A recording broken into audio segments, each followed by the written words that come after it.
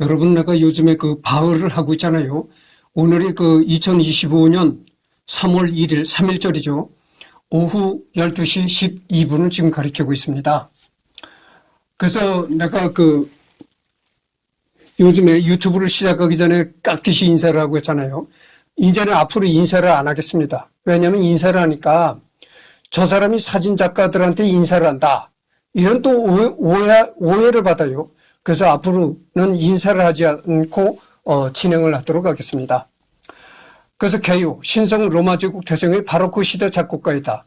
대위법 음악을 완성했으며 볼프강 아마데우스 모차르트, 루트비 판 베토벤과 함께 인류 역사상 가장 위대한 음악가 중 한 명으로 평가받는다.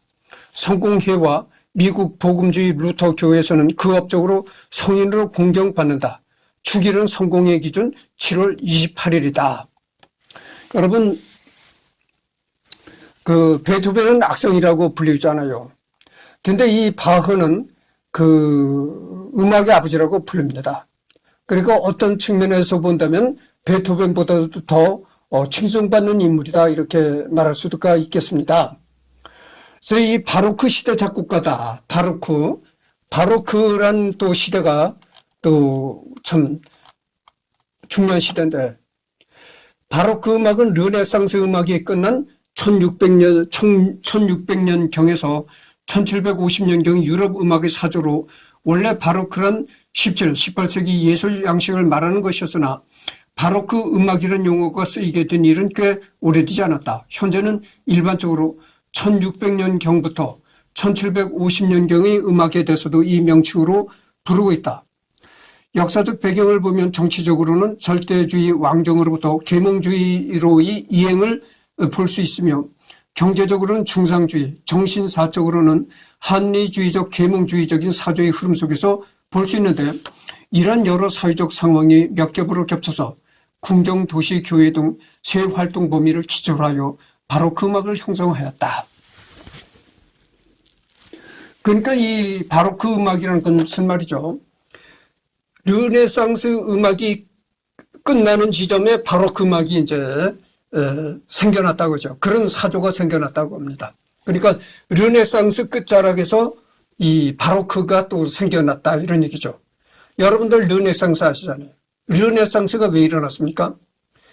이 중세시대는, 이 서양의 중세시대는 이 종교가 모든 문화를 지배할, 문화뿐만이 아니고 일반 사회 양식, 모든 이 사회를 종교가 모든 사회를 지배하던 시대가 중세시대입니다.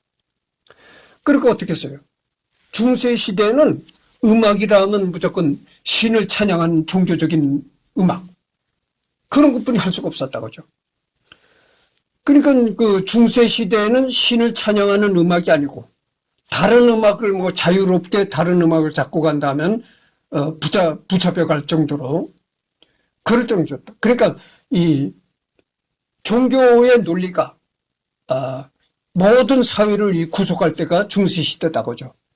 그래서 이 중세시대를 지나서 르네상스라는 것은 해방의 시대가 된 겁니다. 그러니까 모든 종교가 사회의 모든 영역을 지배하던 그런 종교로부터 해방이 되는 그런 시대가 이제 르네상스 시대라는 거죠. 그래서 르네상스 시대가 돌입하면 이제 그 신을 찬양하는 그런 음악보다는 주로 인간의 사랑이라든지 이런 걸 주로 표현하는 그런 음악들이 많이 생겼다, 이런 얘기죠. 그래서 바로 그 음악이라는 건 종교가 지배하던 중세 시대를 지나서 르네상스를 또 지나서 그 다음에 도래한 것이 바로크 시대다, 이런 얘기입니다. 그래서 이제 이 바흐는 바로크 시대의 대표적인 작곡가였다, 이거죠. 그래서 이 바로크 시대의 특징은 뭐냐면은 오페라, 칸타타, 소나타, 협주곡들의 발달을 가져온 바로크 음악은 근대 음악이 기초가 되었다. 여러분, 오페라라고 하시잖아요. 오페라는 뭡니까? 한마디로 우리나라 말로 얘기한다면 창극입니다. 예. 그러니까 노래를 부르면서 연극을 하는 거, 그것이 오페라고, 칸타타라는 것은 말이죠. 칸타타, 이 바흐가 작곡한 음악 중에 칸타타 몇 번 이렇게 나가는 게 많아요. 그러면 이 칸타타라는 게 뭐냐? 칸타타라는 것은 바로 그 시대에 나타난 합창. 그러니까 바로 그 시대를 풍미했던, 그러니까 바흐와 같은 바로 그 시대를 풍미했던 합창곡. 그것이 이제 칸타타라고 불리우는 것이죠. 그리고 소나타, 그리고 협주곡. 협주곡들도 여러분들 잘 아시잖아요. 오케스트라와 바이올린이 협주한다. 오케스트라와 피아노가 협주한다. 그러니까 협동으로 연주를 한다고 그러죠. 그래서 오페라, 칸타타, 소나타 협주곡들의 발달을 가져온 바로 그 음악은 근대 음악의 기초가 되었다. 그러니까 생각해 보세요. 현재의 클래식 음악이 많이 연주가 되는 게 이런 거잖아요. 오페라, 칸타타, 소나타 협주곡. 그러니까 현대에도 많이 연주되는 곡들이 비로소 이제 바로 그 시대에 생겨났다. 이런 얘기입니다. 장자크 루소가 음악의 한 형태를 지칭하게 된 바로크라는 용어를 완전히 정착하게 한다. 1768년에 쓴 음악서전에서 바로크 음악을 화성적으로 혼란스럽고 전조와 불협화음이 가득하고 노래는 굳어있고 자연스럽지 못하며 음정도 잡기 어렵고 움직임은 억지스러운 것이라 평하였다. 바로크라는 단어는 포르투갈 단어에서 바로코에서 왔는데 찌그러진 진주 혹은 괴이한 형태의 진주를 말한다. 앞뒤 문맥을 고려할 때 실로 루소는 이 바로크라는 말을 매우 극단적인 언어로 사용한 것이 분명해 보이며 실제로 그가 바로크 음악을 괴이하고 지나치고 부자연스러운 음악으로 생각했다는 것을 유추하기는 그리 어렵지 않아 보인다. 미학적으로는 정서론, 즉 음악의 궁극 목적은 음과 음의 리듬, 멜로디, 하모니, 음정 등으로 모든 정서를 자아내는 데 있다고 하는 독특한 타율적 미학관으로 뒷받침되었다. 이런 얘기입니다. 그래서 음악사를 얘기할 때 이 바로크 시대, 이 시대도 굉장히 중요한 음악사적으로 중요한 시대다. 이런 말씀을 드립니다.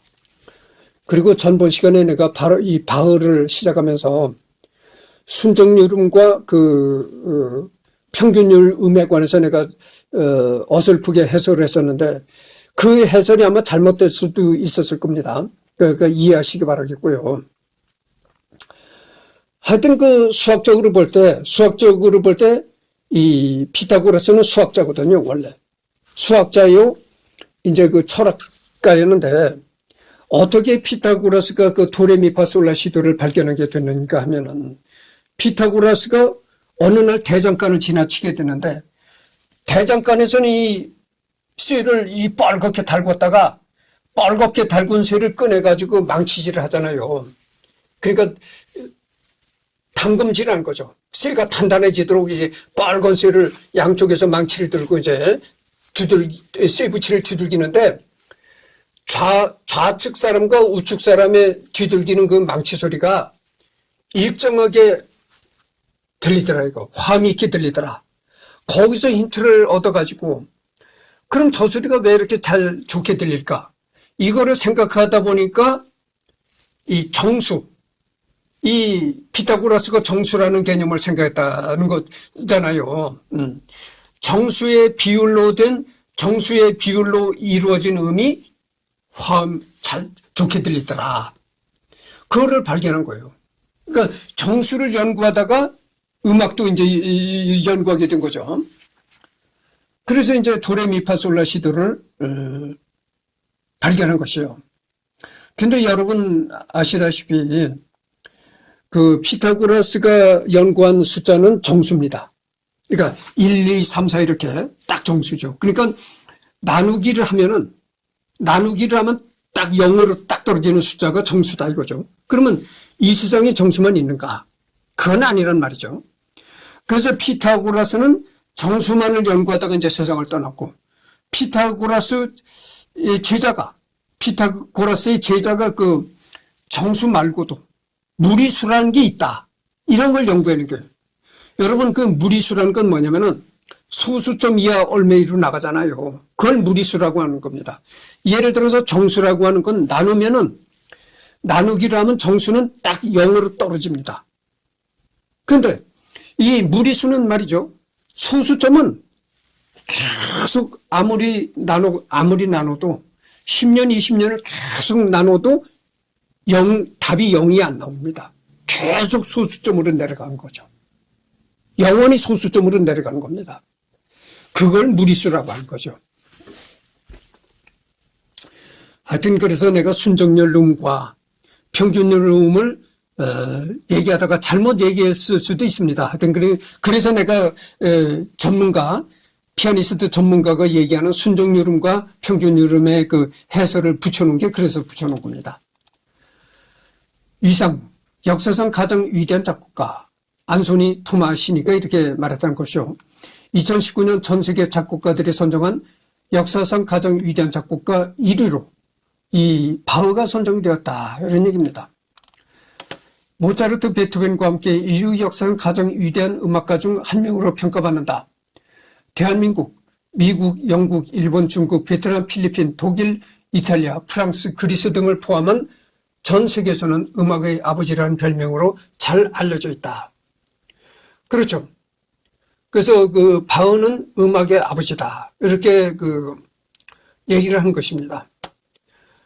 그래서 왜 음악의 아버지가 되었는가를 내가 전번 시간에도 잠깐 얘기했잖아요. 피타고라스는 순정연lum만을 이제 발견했는데, 이 바흐 시대에 들어가지고 평균연lum이라는 게 탄생되었다. 그래가지고 음악이, 음이 더 이제 다채롭고 풍부하게 음악이 발전하는 계기가 되었다, 그런 얘기를 했습니다. 그래서 이제 바흐가 음악의 아버지가 된 것입니다. 그가 등장한 이후 이름을 남긴 수많은 후배 음악가들은 바흐의 영향력에서 벗어날 수 없고, 그 중에서도 특히나 굉장한 업적을 남긴 모차르트와 베토벤조차 예외가 될 수 없었다. 그러니까 음악의 성인으로 일컬어지는 베토벤조차도 바흐의 영향을 받지 않았다고 말할 수는 없다, 이런 얘기입니다. 오히려 모차르트와 베토벤은 그의 대위법 및 작품에 대한 진지한 연구와 음악적인 존중으로 바흐가 남긴 유산을 적극적으로 사수하였다.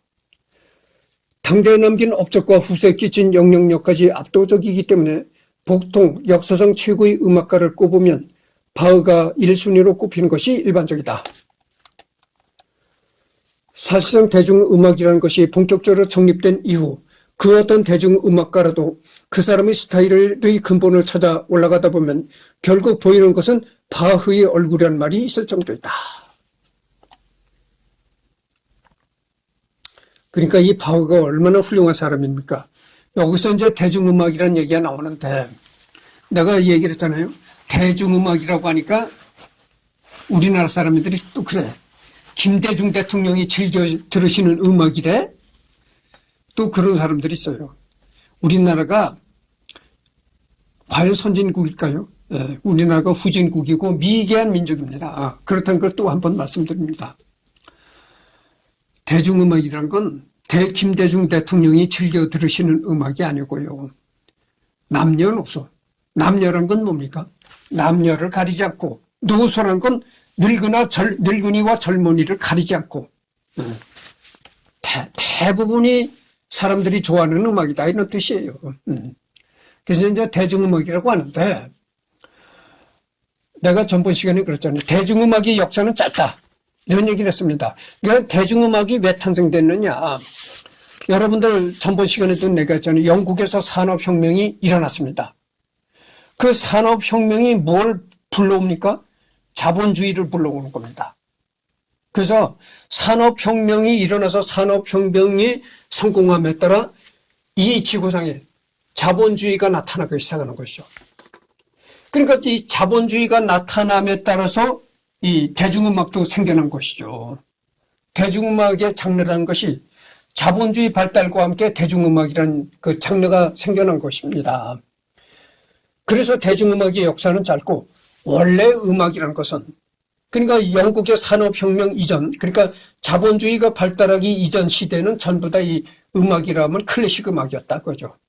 그런데 오늘날 대중음악조차도 아버지의 아버지 자꾸 거슬러 올라가다 보면 바흐까지 도달하게 되더라. 이런 얘기죠. 그러니까 바흐라는 인물은 클래식 음악의 아버지뿐만이 아니라 대중음악의 아버지이기도 하다. 이런 얘기가 되겠습니다. 그러니까 얼마나 이 바흐가 음악적으로 훌륭하다고 볼 수가 있습니까? 특히나 서양 음악에 막대한 영향을 끼쳤으며 오죽하면 베토벤은 바흐를 가리켜 그는 실개천이 아니라 바다라고 불려야 한다라는 표현을 남기기도 했다. 루드비 판 베토벤 요하네스 브람스와 함께 독일 음악의 산비라고도 불린다. 생애 자세한 내용은 요한 제바스티안 바흐 문서를 참고하십시오.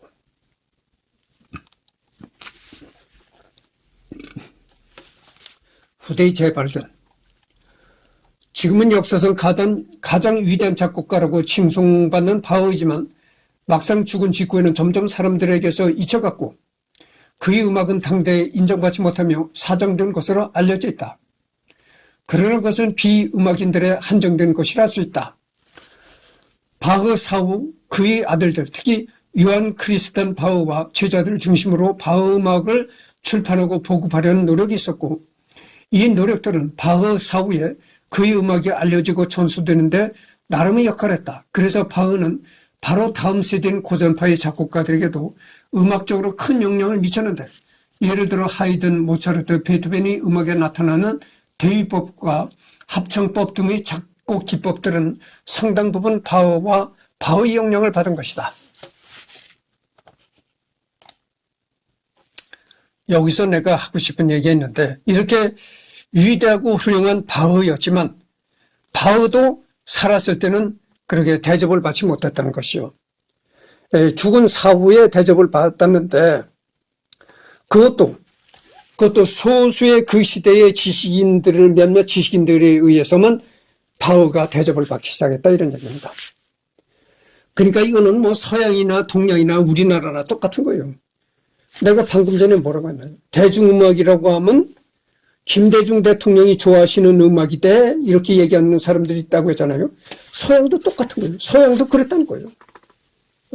바흐의 음악이라면 바흐가 어떤 사람인지도 알려고 하지도 않고 바흐라는 사람이 뭐 하품하는 사람이대 이렇게 얘기하는 사람들이 대다수였다. 그런 사람들이 바흐에 훌륭하다는 걸 뭐 알 수가 있겠어요.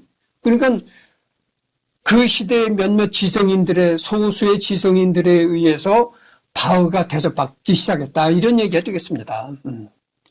우리나라도 그렇잖아요. 우리나라도 나같이 이렇게 대중음악이네 뭐네 대중음악이라고 하면 김대중 대통령이 즐겨 들으시는 음악이 아니고 남과 여자 구분 없이 젊은이와 늙은이의 구분 없이 모든 사람이 부담 없이 즐기는 음악이 대중음악이다 이렇게 내가 얘기를 하잖아요. 그런데 여기 엉뚱한 얘기를 하는 사람들이 있다. 똑같은 거예요, 서양에도. 그래서 또 이런 얘기를 합니다. 어느 누가 뭐라고 하냐면 이런 얘기를 한 사람이 있어요. 클래식 음악이 없어진다. 그러니까 전부 이제 음악이라면 전부 100% 대중음악이 된다 이거죠. 클래식 음악은 조만간 없어진다. 그래서 내가 속된 말로 뭐라고 얘기하고 싶으냐면 들어보십시오. 우리 속된 말로 이런 얘기했잖아요. 천만의 말씀 만만의 콩떡. 내가 얘기하고 싶은 게 바로 이겁니다. 클래식 음악이 없어진다고 말하는 사람들한테 천만의 말씀 만만의 콩떡이다 이렇게 말하고 싶어요. 여러분 클래식 음악이라는 것은 말이죠. 인류의 무형의 재산인 겁니다. 무형의 정신가치예요. 여러분 형태가 있는 건 물리적인 형태를 가지고 있는 걸 유형이라고 하잖아요. 물리적인 형태가 없지만 정신적으로 그것이 굉장한 가치를 지닌 것이 무형입니다. 형태는 없지만 정신적으로 굉장한 가치를 지니다. 그래서 이 클래식 음악은 인류의 굉장한 정신적인 가치를 지닌 유산입니다. 그렇기 때문에 이 클래식 음악은 인류가 존재하는 한 없어지지 않습니다. 그렇다는 걸 알아야 돼요. 그래서 이 클래식 음악이 없어진다 이렇게 얘기하는 사람들한테 내가 하고 싶은 게 천만의 말씀 만만의 콩떡이라는 속된 말로 대답을 하고 싶습니다. 모차르트는 일찍이 10대 시절부터 잘츠부르크에서 종교음악 작곡가로 활동하면서 요한 에른스트 에볼린, 미하엘 하이든, 요한 아돌프 하세, 그리고 자신의 아버지 레오폴드 모차르트의 대위법과 합청법의 많은 영향을 받았지만 20대 중반에 빈으로 이주하고 반 슈비텐 남작을 통해 바흐와 핸델의 작품을 접한 이후 아버지 레오폴드에게 에벌린의 대위법 수준을 바흐, 핸델과 비교하며 비평하는 내용의 편지를 쓴 일화가 있다. 내용은 아래와 같다. 모차르트. 여러분 그 모차르트도 유명하잖아요. 모차르트의 아버지가 바로 레오폴드 모차르트입니다. 이 모차르트의 아버지가 바로 레오폴드 모차르트입니다. 그러니까 아버지도 음악가였고 아들도 음악가였다고죠. 근데 이런 경우가 아버지도 음악가요, 아들도 음악가인 경우가 이 모차르트 집안 말고도 다른 집안도 또 있어요. 요한 스트라우스가 있잖아요. 요한 스트라우스 1세가 있고 2세가 있습니다. 그러니까 요한 스트라우스 아버지가 있고 요한 스트라우스 아들이 있다고죠. 그래서 여러분 요한 스트라우스의 음악을 들을 때는 1세인지 2세인지 그거를 확실히 이렇게 알고 들으시기 바랍니다. 그래서 요한 스트라우스 1세는 아버지 요한 스트라우스고 요한 스트라우스 2세는 아들인 것이죠. 20대 중반에 빈으로 이주하고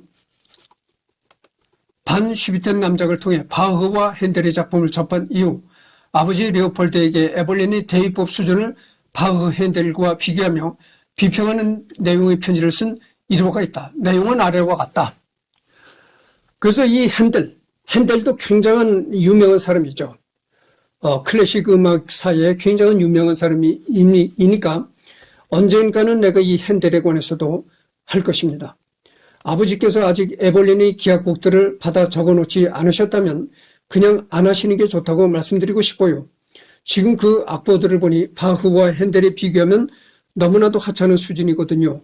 그의 사성부 작곡법을 아무리 좋게 본다 해도 건반 푸가들은 그저 길게 질질 끌기만 하는 곡들이에요. 이게 이제 1782년 4월 20일에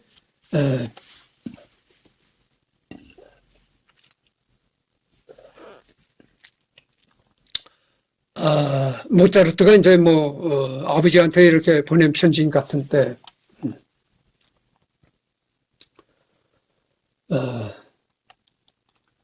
이처럼 바흐가 사망한 지 얼마 지나지 않은 시점에도 당대 뛰어난 음악가들은 이미 그의 음악의 위대함과 가치를 충분히 인식하고 있었다. 모차르트와 베토벤의 후기 작품에서는 공통적으로 대위법적인 경향이 두드러지는데 이는 두 사람이 바흐의 음악을 열심히 연구한 성과를 자신의 작품에 적극 반영했기 때문이다.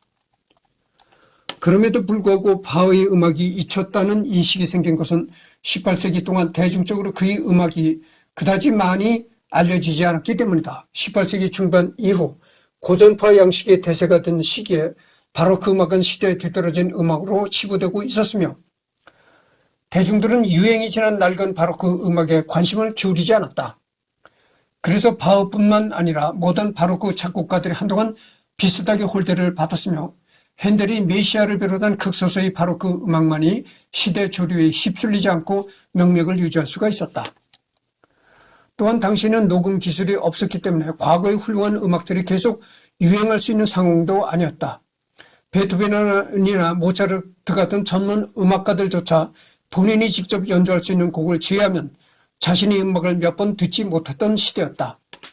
오늘날처럼 몇십 년 혹은 몇백 년 전의 곡이 연주회 프로그램으로 다뤄지는 현상은 19세기 낭만주의 시대에 와서야 시작된 것이며 그전에는 특히 기악에서는 마을 악단 수준이 아닌 바에야 대중을 위한 기악 연주회 자체도 찾기 어려웠고 기악 악단은 왕실 행사나 귀족들의 영흥을 위해 왕실이나 귀족이 직접 거느린 악단이 대부분으로 이런 악단은 보통 전속 작곡가가 있어 필요할 때 곡을 작곡해서 한두 번 연주하고 좋은 평가를 받았다 하더라도 낭만주의 시대에 오기 전까지는 다시 연주된 일이 적었다. 왕후와 귀족들은 다른 이에게 부탁해 전대의 명곡을 빌려오기보다 필요할 때 자기만의 음악을 주문했고 그것으로 그 시대의 작곡가들도 생계를 유지했다. 그리고 유행이라는 것도 있다. 지금 뮤지션들은 60년에서 80년대 명곡을 연주하며 먹고 살기보다 자신만의 음악을 내놓는다. 21세기 시점에서 서양 고전 음악은 그 자체가 통째로 박제되어 100년 숙성된 위스키처럼 대접받고 있지만 서양에서 반세기 전 팝을 지금 라디오에서 리메이크, 리바이벌로 듣는 일은 드물다. 당시에는 그렇죠. 이 녹음 기술은 말이죠. 녹음 기술은 음악의 또 다른 혁명을 불러오게 된 것입니다. 그리고 이 녹음 기술이 발달됐다 해도 여러분 아주 녹음 기술이 발달된 초창기의 녹음을 들어보십시오. 아주 음질이 좋지 않았어요. 그러니까 잡음도 많이 나겠지만 여러 가지 잡음도 많이 나겠지만 이 소리가 모노 음질인데 상당히 소리가 뭐랄까 아주 좋지 않았어요. 소리가 먹먹하게 들리기도 하고 지금 어떻게 이렇게 들어보면 전화기로 이 음악을 듣는 것 같은 그런 음악에 저음이 풍부한 저음으로 연주된다든가 아주 이 저음이란 건 음악에 깊이를 더해주는 겁니다.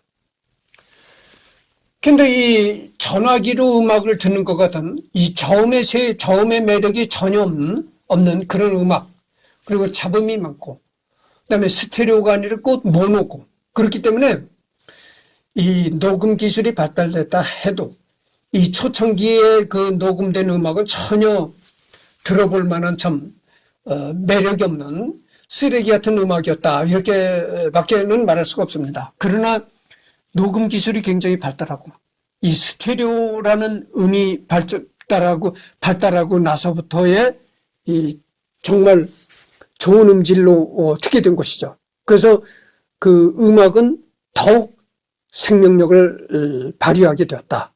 이런 얘기입니다. 그러니까 100년 전, 200년 전에 작곡한 음악이라 하더라도 딱 들어보면 정말 금방 요리돼서 나온 따끈따끈한 요리를 먹는 것처럼 그렇게 아주 스테레오로 풍부한 저음으로 아주 깊이가 있는 그런 음악을 생생하게 아무리 오래된 음악이라도 그렇게 생생하게 들을 수 있는 그런 하늘이 준 혜택을 우리는 누리고 있다. 이렇게 말할 수가 있습니다.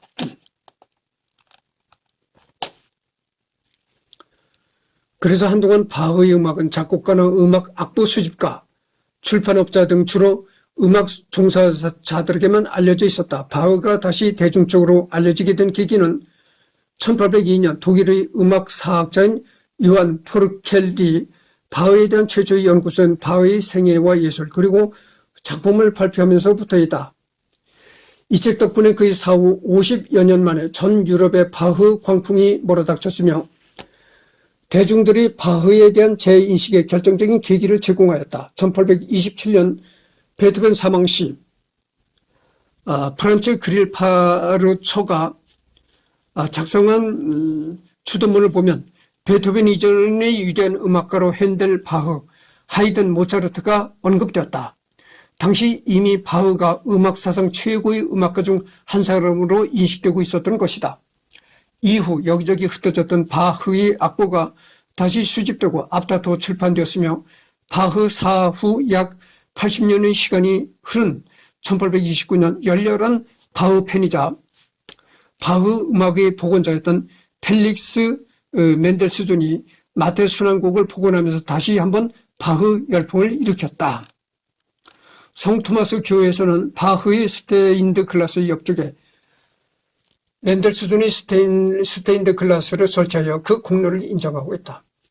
그래도 바흐는 동시대에 살았던 비발디, 텔레만, 라모, 알렉산드로와 도메니코 스카를라티 부자 등 바로크 시대의 다른 간판급 작곡가에 비하면 일찍 재발굴이 된 편이다. 20세기가 될 때까지 바흐와 핸델을 제외한 대부분의 바로크 작곡가들은 대중들에게 거의 잊히는 수모를 당해야 했다. 그렇죠. 그러니까 이것은 전번 시간에도 바로 전에도 내가 얘기했지만 이 대중들이라는 것은 서양이나 우리나라랑 똑같습니다. 대중들이라는 것은 이렇게 이런 정신적인 세계에 차원 높은 정신적인 세계 이런 데는 오로지 관심이 없습니다. 그렇잖아요. 오로지 당이 매일 먹고 사는 문제 이런 데만 급급하는 것이지. 이렇게 고면 정신적인 세계에 몰두하는 사람은 이미 아주 극소수다 이런 얘기죠. 그러니까 이 고면 정신적인 세계를 대중음악이라고 하면은 김대중 대통령이 즐겨 들으시는 음악이래 이렇게 이제 일반 대중들은 그렇게 얘기를 하는 거죠. 이게 대중의 속성입니다. 이것을 여러분들 말이죠. 이것을 반드시 나쁘다고 볼 수가 또 없어요. 어떤 측면에서 생각해 보면은 이게 대중의 속성이라는 게 원래 그렇습니다. 이 대중의 내가 언젠가도 얘기를 했지만 이 대중의 속성이라는 것은 고매하고 아주 고차원의 정신적인 세계를 저차원으로 끌어내리려는 그런 시도라는 것이 대중의 속성입니다.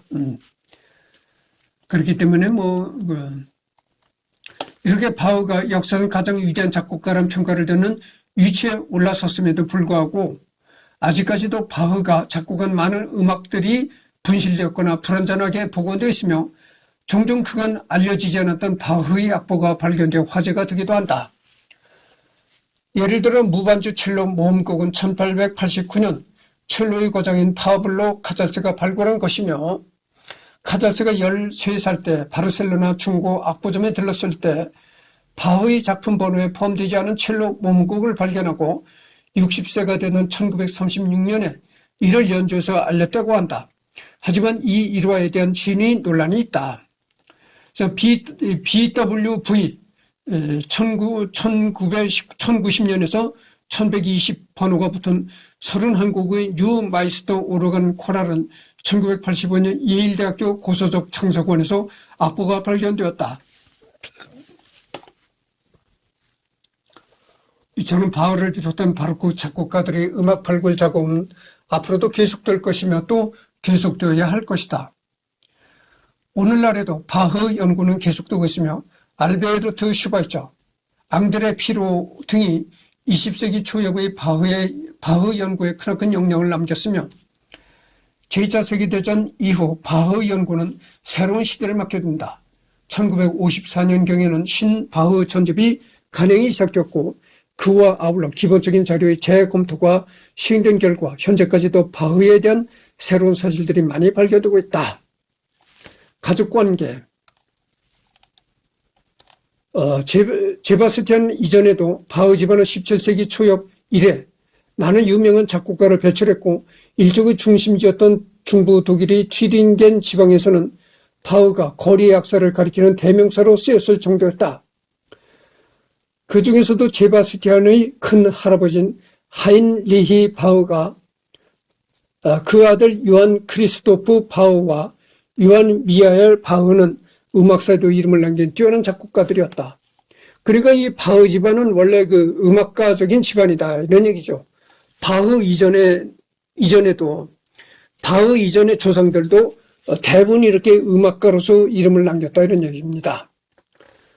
바흐 집안의 음악가들은 대대로 루터교회 정통파의 경건한 신자들이었고 또 자기의 일에 강한 장인적인 긍지를 품고 있었다. 이 신앙과 장인 기질은 요한 제바스티안에게도 계승되어서 마치 두 개의 정선열과 같이 그의 일생을 관통하게 된다. 또한 바흐 자신도 이에 긍지를 가지고 있었는지 1735년에 직접 바흐 가문의 계보라는 글을 쓰기도 했다. 원본이 남아있지는 않고 차남 엠마누엘 딸이 가지고 있던 사본이 남아있다. 바흐가 직접 남긴 몇 안 되는 글 중 하나일 뿐더러 바흐 가문의 사람들을 자세하게 알 수 있게 귀중한 자료이다. 바흐 집안의 음악가 집안이라 요한 세바스티안 바흐 외에도 음악으로 유명한 사람들이 많이 있다. 큰 할아버지인 하인리히 바흐, 삼촌이 요한 크리스토프 바흐와 요한 미하엘 바흐의 작품도 J.S. 바흐만큼은 아니지만 종종 연주되고 있는 편이다. J.S. 바흐의 아들 중에서 아버지 명성에 필적할 만한 사람은 없지만 차남 카를 필리프 에마누엘 바흐가 그나마 유명한 편이다. 장남 빌헬름 프리드만 바흐와 요한 크리스토프 프리드리 바흐, 런던이 바흐라고 불린 막내 아들 요한 크리스티안 바흐도 고전파 초기에 이름을 떨친 음악가들이다. 다만 앞시대에는 아버지 제2에서 바흐와 핸델이 버티고 있고 뒤에는 하이든, 모차르트, 베토벤이 대기하고 있어서 묻혀버린 감이 있다. 그래도 최근에 이 아들들의 업적이 재평가되고 있긴 하다. 그러니까 이 바흐의 아들, 바흐는 물론 훌륭한 음악가였지만 바흐의 막내 아들 이름이 요한 크리스티안 바흐라는 겁니다. 이렇게 아버지 바흐가 있고 또 아들도 바흐가 있는데 이 이름을 혼동하지 마시기 바랍니다. 그러니까 아버지는 그 요한 제바스티안 바흐고 막내 아들은 요한 크리스티안 바흐다. 그러니까 아주 비슷합니다. 비슷하지만 틀립니다. 그런 걸 주의하시기 바랍니다. 그래서 36분을 경고했습니다. 다음에는 이 자녀들 여기서부터 또 하도록 하겠습니다.